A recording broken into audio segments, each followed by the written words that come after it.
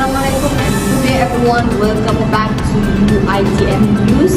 Today headline bring us to the serious workplace incidents. A case of Fairuz who lost his right palm and fingers at the workplace while operating for folding flower machine. But what exactly an employer should do? Stay tuned as we unfold the story.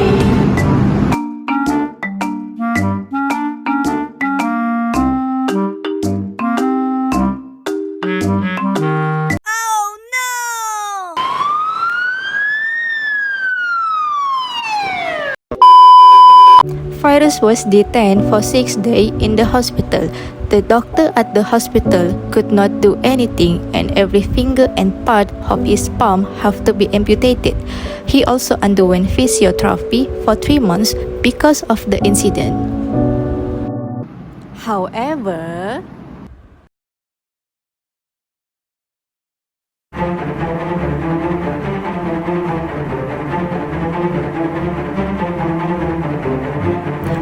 Fairuz could not complete his physiotherapy seasons and was asked to return to work since no one could handle the mounting machine. He continued working but could not perform efficiently. He was always scared and suffered additional trauma from the incident.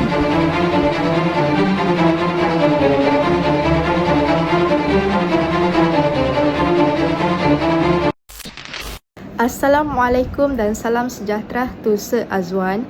Before we going to answer question 1, the case of Fairuz, let me introduce our group member.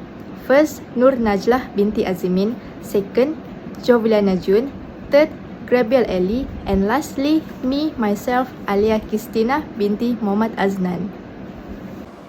SOCSO stand for Social Security Organisation, in Malay, Pertubuhan Keselamatan Sosial Perkeso.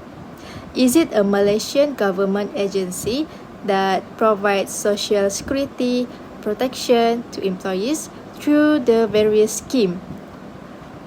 Other than that, SOCSO gives financial assistance and protection to the worker if they have experience such as workplace accident or injuries, commuting accident, going to or from work, invalidity or chronic illness, and medical treatment. So based on that accident, Fairuz will have a medical benefit that covered by SOCSO and temporary disablement benefit, which is MC or sick leave allowance. Next, I'm Gabrielle Ali.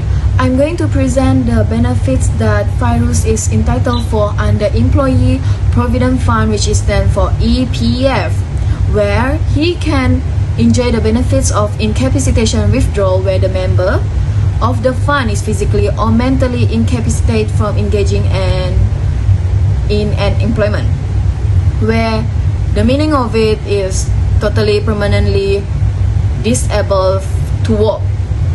And in addition, this you can get 5,000 ringgit Malaysia one-off to ease your burden as long as you fulfill the requirement that's stated, where you need to be Malaysian, below 60 years age, have worked at least 6 months continuously with previous employment, where Fairuz is 40 years old, and after the incident, he did work with the company for 6 months. And employment terminated or loss of employment due to incapacity to work, where he continues working but could not perform efficiently, and he was always scared and suffer from the additional trauma from the incident because he lost his right hand though. So if he can apply for this incapacitation withdrawal within 12 months from the date of he lost employment, where after he resigned, he directly can apply this incapacitation withdrawal. He can totally withdraw all his saving of EPF, and he can get extra 5,000 to ease his burden due of permanently disabled to work. That's all from me. Thank you. As you can see on my slide, there are three acts that I can relate. The first one is Employee Social Security Act 1969, the Employees Provident Fund Act 1991, and the Employment Act 1955. However, for this question, we focus strictly on the employer's duties under Employees Social Security Act 1969. Now, for the second slide is under the Employees Social Security Act 1969. Employers have several mandatory duties when an accident occurs at the workplace. Now, let me highlight the four most important duties. The first one is duty to report the accident immediately. The employer must notify SOCSO using Form 21 as soon as the accident happens. This is crucial for investigations and benefit approval duty. The second one is duty to maintain an accident register. Every employer must keep records of accidents, treatment provided, and follow-up actions. Number 3, duty to provide immediate medical treatment. Employers must ensure the injured employee receive prompt treatment at panel clinics or hospitals. Duty to ensure a safe workplace. This is the last one, whereby employers must ensure all machines, tools, and work environment are safe and well maintained and inspected regularly. So to sum up the question 2, I would say that the employer has failed to do their duty as employer because Fairuz worked long hours and he was fatigued. So employers must organize work schedules that are safe and allow him to continue operating dangerous machinery while tired, which is violates the employer's duty of care. So instead of supporting his recovery, the employer forced him to return to work before completing his treatment. This contradicts the employee's responsibility to protect the employee's well-being.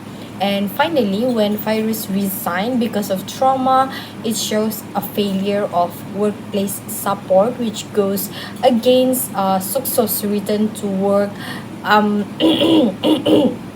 philosophy. Third question. With reference to the Malaysian Employment Act 1955, identify the right and protection given to an employee in terms of leave. The first one, maternity leave. In Section 37, every female employee is entitled to maternity leave for 90 days in respect of each confinement and receive maternity allowance from the employer. Second, paternity leave. In Section 60FA, a married male employee entitled to paid paternity leave at his ordinary rate of pay for a period of 7 consecutive days. Third, annual leave. Section 60E stated that an employee is entitled to paid annual leave within 8 to 16 days depending on years of service. Fourth, sick leave. Section 60F.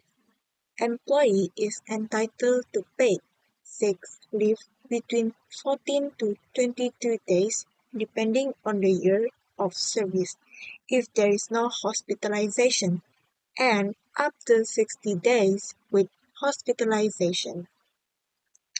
Fifth, public holidays. Section 60D stated that every employee shall be entitled to a paid holiday at his ordinary rate of pay on the year of the following days in any one calendar year. Last one, rest day. In Section 59, every employee shall be allowed in each week a rest day of 1 whole day. The last question. What action can be taken against the employer in Fairuz case? Under Occupational Safety and Health Act 1994, the employer has duty to ensure safety of workers during working. Fairuz can report the employer to the Department of Occupational and Health for unsafe working conditions. Moreover, Fairuz also can file a complaint to the Labor Department.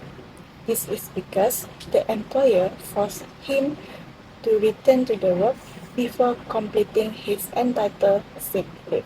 That's all from us. Thank you.